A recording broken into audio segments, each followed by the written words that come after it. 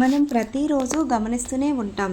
పాపాత్మలు ఎన్ని పాపాలు చేస్తున్నా ఆ భగవంతుడు అన్నీ చూస్తూనే ఉంటాడు కూడా. వారిని ఎందుకు శిక్షించలేకపోతున్నాడు?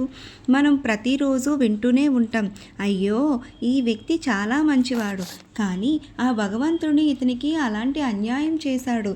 ప్రతిరోజు మోసాలు చేస్తూ అందరికీ దుఃఖాలు కలిగించే వాళ్ళు మాత్రం ఈ రోజుల్లో చాలా ఆనందంగా సుఖాలు అనుభవిస్తున్నారు.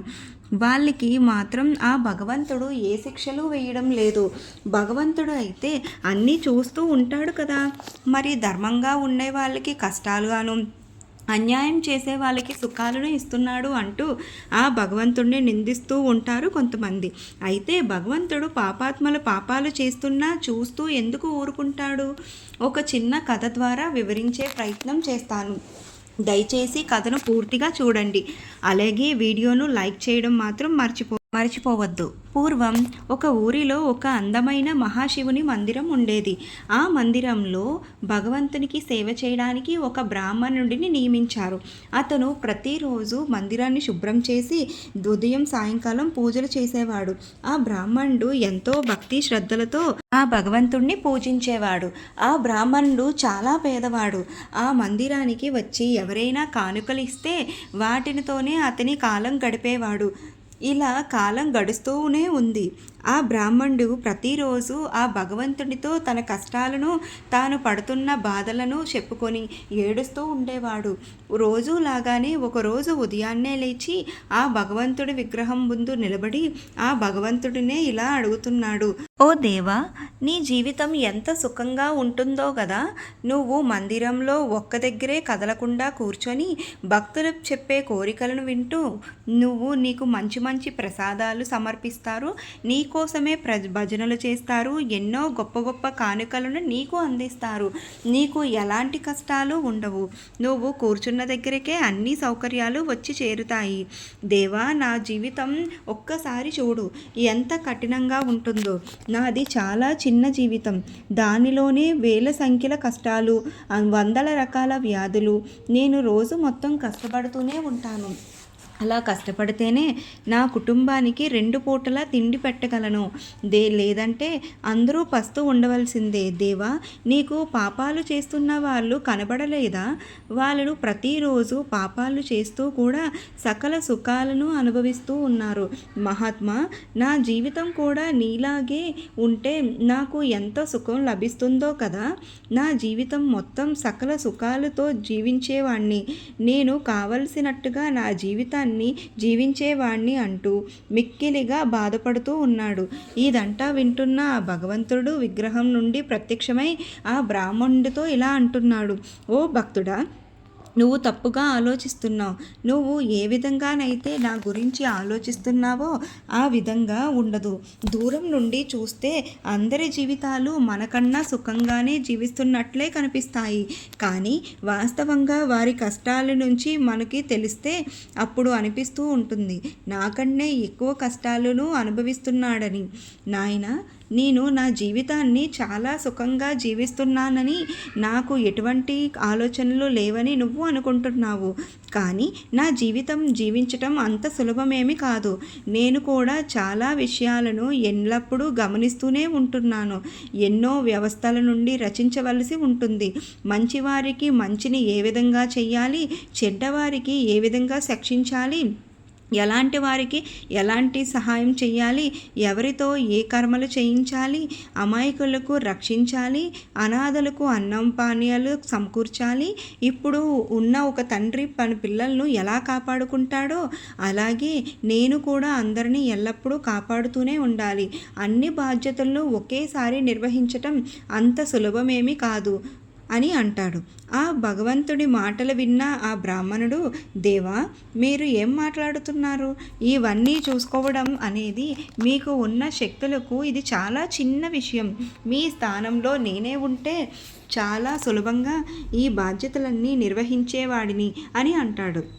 అప్పుడు ఆ భగవంతుడు, నాయనా, నా పనిని నువ్వు చేయలేవు, దానికి చాలా ధైర్యం ఉండాలి. మానవులకు అంత ధైర్యం ఉండదు. మానవులకు కొద్దిగా సుఖం లభించగానే అహంకారం ఏర్పడుతుంది. అలా ఈ కొద్దిగా దుఃఖం కలిగినా దాన్ని తట్టుకోలేరు అని అంటాడు. ఎంత చెప్పినా ఆ బ్రాహ్మణుడు మాత్రం వినడం లేదు.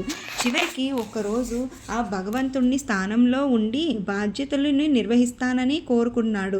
అప్పుడు ఆ భగవంతుడు, సరే నాయనా, నువ్వు చెబితే వినడం లేదు కదా, నేను ఒక్కరోజు నా స్థానంలో భగవంతునిగా ఉంచుతాను, నీ స్థానంలో నేను జీవిస్తాను, చూస్తాను నేను చేసే పనిని నువ్వు ఎంత సులభంగా చేస్తావు అనేది. కానీ దానికి కొన్ని షరతులు తప్పకుండా పాటించాలి. అవి ఏమిటంటే, ఈ గుడిలోకి రోజు చాలామంది వస్తూ పోతూ ఉంటారు. అందులో మంచివారు ఉంటారు, చెడ్డవారు ఉంటారు. భగవంతుడికి అందరిపై అధికారం ఉంటుంది. మంచివారును చెడ్డవారును అందరూ కూడా నా పుత్రులే, కానీ ఫలితాలు మాత్రం నేను వారి చేసే కర్మలు బట్టి ఇస్తాను. నాయన, ఈ గుడిలోకి ఎవరు వచ్చి నీ ముందు ఏం మాట్లాడినా నువ్వు మాత్రం మౌనంగానే ఉండాలి. ఏమీ మాట్లాడకూడదు. కేవలం వారి మాటలను మాత్రమే వినాలి. వారు చేసే మంచి చెడులు కర్మలు మాత్రమే చూడాలి. ఏం జరిగినా నువ్వు మాత్రం ఏమీ అనకూడదు అని అంటాడు. దానికి ఆ బ్రాహ్మణుడు ఒప్పుకున్నాడు. ఇక భగవంతుడు ఒక్కరోజు కోసం ఆ బ్రాహ్మణుడిని భగవంతునిగా మార్చేశాడు. బ్రాహ్మణుని స్థానంలో ఆ భగవంతుడు వచ్చేశాడు. అలా కొద్దిసేపటికి తర్వాత ఆ గుడిలోకి ఒక ధనవంతుడు వచ్చి, భక్తుడా, నేను చాలా ధనాన్ని సంపాదించాను. నేను గుడిలో కొత్త వ్యాపారం చేయబోతున్నాను. నన్ను ఆశీర్వదించి నాకు ఎక్కువ లాభాలు వచ్చేలా చూడండి అంటూ కొద్దిసేపు ఆ గుడిలోనే కూర్చున్నాడు. అలాగే కొద్దిసేపు కూర్చొని లేచి వెళ్ళేటప్పుడు అతని జోబులో నుంచి చిన్న ధనం సంచి పడిపోయింది. దాన్ని అతను చూసుకోకుండానే అక్కడి నుండి వెళ్ళిపోయాడు. అక్కడ భగవంతుడిలా మారిన భక్తుడు ఇదంతా చూసి, అయ్యో, అతని ధనం సంచి ఇక్కడే పడిపోయింది, అతన్ని పిలిచి సంచి గురించి చెప్దాం అని అనుకుంటాడు. కానీ భగవంతుడు చెప్పిన షరతు ఉంది, ఏమీ మాట్లాడకూడదని. అందుకే మౌనంగా ఉండిపోయాడు. ఆ తర్వాత కొద్దిసేపటికి ఒక నిరుపేద వ్యక్తి ఆ గుడిలోకి వచ్చి, దేవా, నేను చాలా పేదరికంలో ఉన్నాను. నా కుటుంబానికి నేను సరిగ్గా భోజనం కూడా తినిపించలేకపోతున్నాను. ఇంట్లో నా తల్లి అనారోగ్యంతో ఉంది. ఆమె వైద్యానికి కూడా నా వద్ద డబ్బు లేదు. ఇప్పుడు నేను ఏం చెయ్యాలి? నాకు ఏమీ అర్థం కావడలేదు. మీరు ఏదైనా మార్గం చూపించండి అంటూ వేడుకుంటాడు. అలా ఆ వ్యక్తి గుడిలోకి తిరిగి వెళ్తుండగా అతనికి ఆ ధనం సంచి కనిపించింది. వెంటనే ఆ ధనం సంచిని తీసుకొని అందులో ధనం చూసి అతనికి చాలా ఆనందం కలిగింది.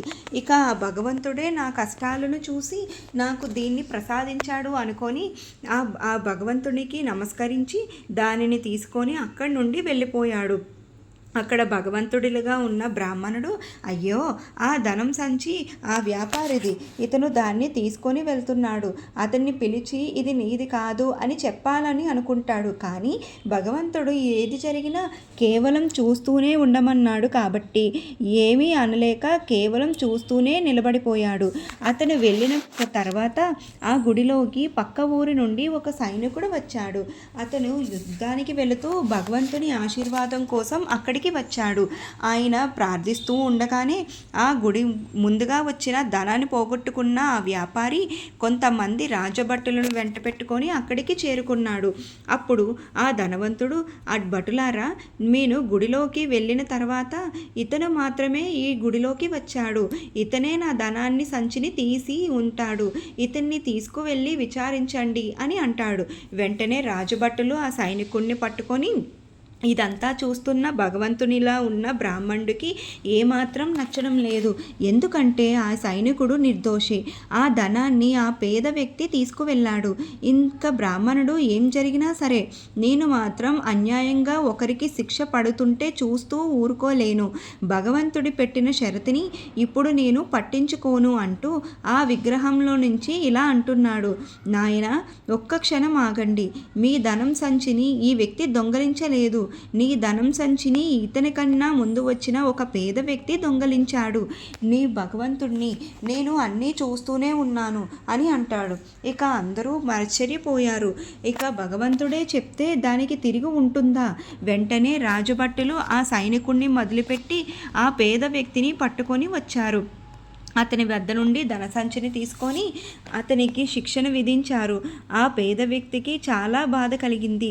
ఇక అందరూ అక్కడ నుండి వెళ్ళిపోయారు. ఇలా ఒకరి రోజు సమయం పూర్తయింది. భగవంతుడు అక్కడికి చేరుకున్నాడు. ఇక బ్రాహ్మణుడు ఆ రోజు మొత్తం జరిగిన విషయం అంతా ఆ భగవంతుడికి వివరించాడు. అతను గర్వంగా, చూసావా దేవా, నేను ఈరోజు ఒక సైనికుడికి జరిగే అన్యాయాన్ని ఆపి అతనికి న్యాయం చేశాను. ఏ తప్పు జరగనివ్వలేదు. నేను మంచి పనినే చేశాను కదా అని అంటాడు. బ్రాహ్మణుడి మాటలు విన్న ఆ భగవంతుడు, నాయనా, న్యాయం కాదు, నువ్వు అన్యాయం చేశావు. నువ్వు ఆ పేదవాడిని పట్టించి అతని కుటుంబానికి అన్యాయం చేశావు. అనారోగ్యంతో ఉన్న తన తల్లికి వైద్యం చేయించకుండా చేశావు. ఆ వ్యాపారి ధర్మాత్ముడు కాదు. అతను పాపాలు చేసి చాలా ధనాన్ని సంపాదించాడు. పేదవారి పొట్టకొట్టి ఆ ధనాన్ని సంపాదించాడు. కొద్ది ధనం పోయినా అతనికి ఏమీ నష్టం ఉండదు. కానీ ఆ ధనంతో ఆ పేదవాడు సుఖంగా ఉండేవాడు కదా. అలాగే ఆ ధనవంతుడు చేసిన పాపాలు కూడా తగ్గి అతనికి పుణ్యం లభించేది. నువ్వు ఆ సైనికుడిని కాపాడి కూడా చాలా అన్యాయం చేశావు.